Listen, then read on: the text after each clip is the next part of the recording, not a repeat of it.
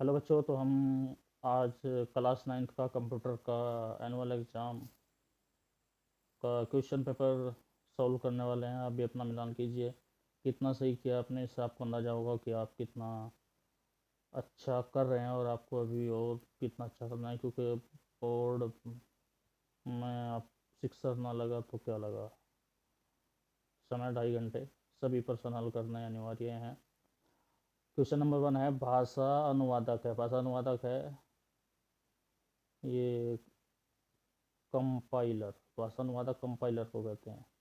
Computer भाषा होती है निम्न स्तरीय, निम्न स्तरीय, उच्च स्तरीय। कंप्यूटर भाषा जो है ये दोनों होती है। इसका ऑप्शन नंबर 3 ये सही हो जाएगा। 3।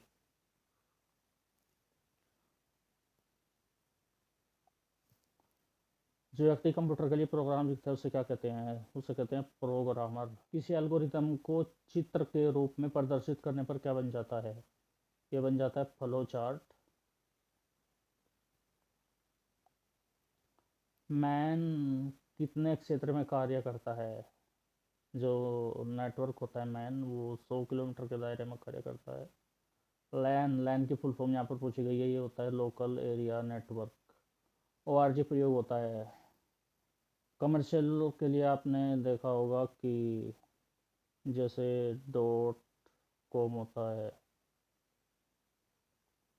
अगर हम इंडिया के लिए कोई पता या वेबसाइट वगैरह का डाल लें तो वो डॉट इन होता है। इसी तरह किसी ऑर्गेनाइजेशन के लिए जो होता है वो, किसी ऑर्गेनाइजेशन के लिए डॉट ओ आर जी होता है। तो व्यापारिक संगठन के लिए ये हमने बताया डॉट कॉम। और सेना के लिए नहीं हो सकता, अव्यावसायिक कार्य के लिए नहीं। तो शिक्षण संस्थान जो है एक ऑर्गेनाइजेशन है, तो इसमें शिक्षण संस्थान सही होगा। किसी फाइल को पूरी सामग्री स्क्रीन भरकर देखने के लिए प्रयोग किया जाता है। मीन्स किसी सामग्री, कोई सामग्री स्क्रीन पर नहीं आ रही है और हम उसे कंप्लीट, या वो कम दिख रही है, उसे कंप्लीट देखना चाहते हैं, तो उसके लिए हम क्या प्रयोग करते हैं? तो उसके लिए प्रयोग किया जाता है मोर का। उसके लिए मोर का प्रयोग करते हैं। लाइनक्स में भाग होते हैं। लाइनक्स में लाइनक्स में 2 भाग होते हैं।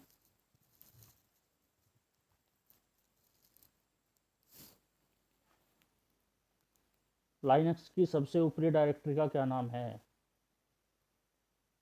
इसे कहते हैं रूट। लाइनक्स को विकसित किया था, लाइनक्स को विकसित किया था लाइनस टोरवाल्ड ने। लाइनस टोरवाल्ड ने। कंप्यूटर के भौतिक अंगों को कहा जाता है। भौतिक मीन्स फ्रेंड्स जिनको हम देख सकते हैं, छू सकते हैं। अब वो सॉफ्टवेयर तो वो हो ही नहीं सकता, तो हम उन्हें कहेंगे हार्डवेयर। इसके बाद प्रश्न है, लाइनक्स ऑपरेटिंग सिस्टम क्या है? ये माइक्रोसॉफ्ट है, विंडोज़ है, ओपन सोर्स या कोई नहीं? तो ये एक ओपन सोर्स ऑपरेटिंग सिस्टम है। ऑपरेटिंग सिस्टम का प्रमुख भाग होता है, ऑपरेटिंग सिस्टम का प्रमुख भाग कर्नेल होता है। बूलियन बीजगणित का विकास किसने किया था? ये जॉर्ज बुल ने किया था। वह तार्किक गेट कौन सा है जिसमें केवल एक इनपुट और एक आउटपुट होता है? उसे कहा जाता है फ्रेंड्स नोट। बाइनरी संख्या प्रणाली का आधार होता है। आपको पता है बाइनरी संख्या जो है वो 0 और 1 पर कार्य करती है, तो इसका आधार होता है बाइनरी संख्या प्रणाली का 2। ऑक्टल संख्या पद्धति का आधार होता है 8। और हेक्साडेसिमल संख्या का एक बाइनरी के कितने अंकों के बराबर होता है? ये बराबर होता है 4 के। प्रत्येक कंप्यूटर के कितने भाग होते हैं फ्रेंड्स? मुख्यतः 3 भाग होते हैं, इनपुट और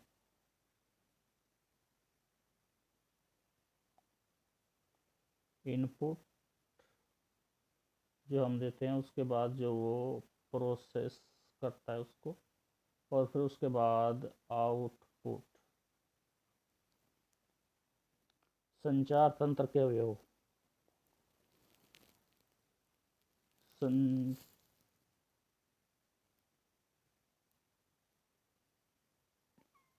संचार तंत्र के अवयव होते हैं फ्रेंड्स, प्रेषक, मीन्स जो किसी इंफॉर्मेशन को और सूचना को सेंड करता है उसे प्रेषक कहते हैं। फिर वो किस माध्यम का इस्तेमाल करता है, माध्यम मीडिया, मोबाइल, कंप्यूटर, ईमेल वगैरह। और फिर जो प्राप्त करता होता है, ग्राही, जो प्राप्त करता होता है, ये तीन मुख्य अवयव होते हैं संचार तंत्र में। फ्लोचार्ट में किसी आकृति का कितनी बार प्रयोग किया जा सकता है, आवश्यकता अनुसार हम इसका कई बार प्रयोग कर सकते हैं। लाइनक्स का विकास कब हुआ था? लाइनक्स का विकास हुआ था 1991 में। डाटा कितने प्रकार का होता है? डाटा दो प्रकार का होता है। नंबर एक, अल्फ़ाबेटिकल। अल्फ़ाबेटिकल मीन्स अक्षरात्मक, और दूसरा होता है न्यूमेरिकल।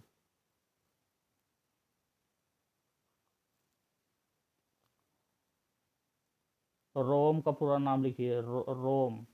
रोम होता है read only memory. Computer network से आप क्या समझते हैं? जब दो या दो से अधिक कंप्यूटर आपस में जुड़कर सूचनाओं को साझा करते हैं तो इसी को कंप्यूटर नेटवर्क कहा जाता है। सर्वर किसे कहते हैं? सर्वर उस कंप्यूटर को कहते हैं जो बाकी कंप्यूटरों को सेवाएं देता है, बाकी कंप्यूटरों को सर्विस देता है। वो 24 आवर 24/7 वो चालू रहता है। मेमोरी कितने प्रकार की होती है? मेमोरी के टू टाइप्स होते हैं। नंबर एक, प्राइमरी मेमोरी, जिसे हम हिंदी में प्राथमिक भी कहते हैं। नंबर दो होती है हमारी सेकेंडरी मेमोरी, द्वितीयक मेमोरी। सतत सारणी किसे कहते हैं? सतत सारणी उसे कहते हैं जब इनपुट और आउटपुट के संभावित जितने भी परिणाम होते हैं, जब सबको दर्शाया जाता है, दिखाया जाता है, उनकी तुलना की जाती है, तो उसी को सत्यता सारणी कहते हैं। इंटरनेट पर एक विस्तृत टिप्पणी लिखी है। हम लिख सकते हैं कि दुनिया भर में या पूरे विश्व में, पूरे वर्ल्ड में जो ये कंप्यूटर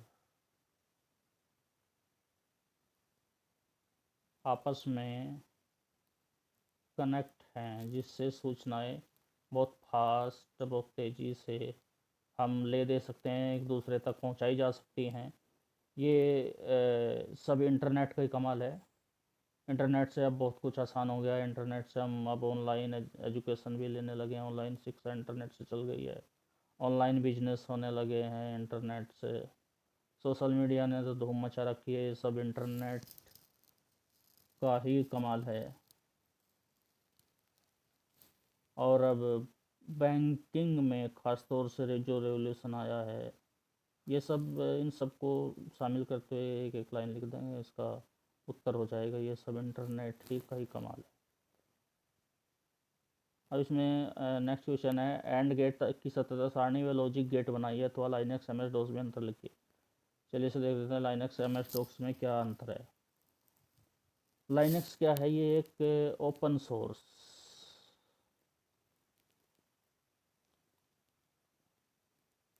सोर्स नेटवर्क है लाइनक्स। और ये एम एस डॉस जो है ये एक क्लोज्ड नेटवर्क है। लाइनक्स क्या है? मल्टी यूज़र है, एक साथ बहुत सारे लोग काम कर सकते हैं किसी प्रोजेक्ट पर। ये सिंगल यूज़र है। इसका इंटरफेस जो होता है वो ग्राफिकल होता है। और इसमें हमें जो है कमांड देनी पड़ती है, तभी रिजल्ट देता है। अच्छा, सिक्योरिटी की अगर बात करें तो ये कम सिक्योर होता है, इसमें सिक्योरिटी कम होती है, और ये ज़्यादा सिक्योर होता है। लाइनक्स ज़्यादा सिक्योर होता है, ज़्यादा। और एम एस डोस ये इसकी सिक्योरिटी कम होती है, ये कम सिक्योर होता है। तो फ्रेंड्स, ये था आपका पेपर, बहुत छोटा सा, और प्रैक्टिकल भी हुआ होगा इसके साथ आपका। अगर आपने ठीक ठाक पढ़ाई की होगी तो बहुत अच्छे नंबरों से आप पास होंगे। Congratulation to all of you. ये काम में आएगा, आप मिलान कीजिएगा अपने उत्तरों के। और फिर जो नए बच्चे 9th में आएंगे, शायद वो इसे कॉल कर इसे देखें, उनकी भी कुछ हेल्प हो जाए। बाकी आपको बहुत तो कम शब्दों में जो सॉल्यूशन हमने देने की कोशिश की वो कैसा लगा, एक कमेंट बॉक्स में ज़रूर बताएं। अच्छा लगा हो तो लाइक कर दीजिए, चैनल को सब्सक्राइब कर लीजिए। फिर मिलेंगे किसी और ऐसे टॉपिक के साथ, तब तक के लिए थैंक यू वेरी मच।